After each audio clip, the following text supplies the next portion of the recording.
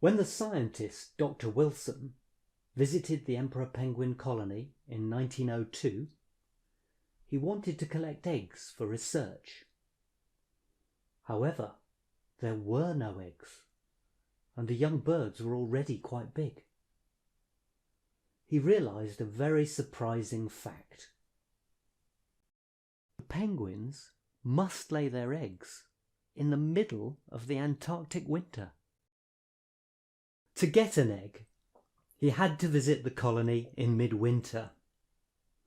However, nobody had ever travelled in the Antarctic at that time of year. The sea was frozen, so travel by ship was impossible. The only possibility was to walk. In midwinter 1911, he started the 108-kilometre journey from the expedition base to the penguin colony. It was a very dangerous project.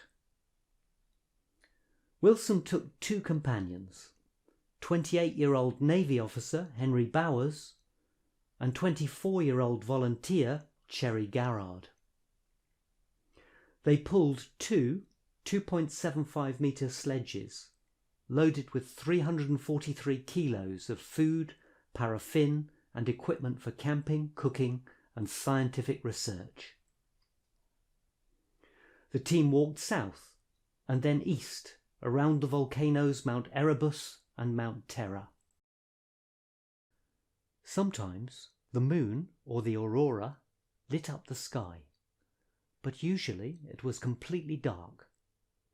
The sun was far below the horizon. Day and night were the same. They had no torches, just matches and candles. When the planet Jupiter was visible, it helped them to navigate. The first few days were across the frozen sea.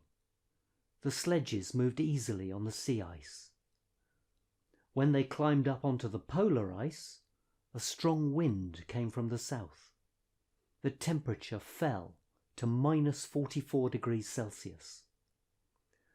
Garrard took off his gloves for a few minutes to pull a sledge up an ice cliff.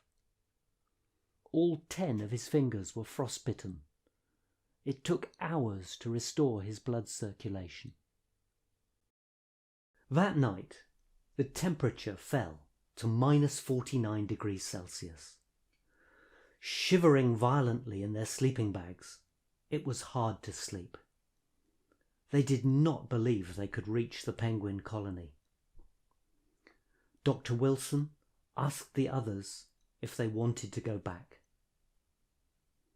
In part 3, we'll hear what happened next.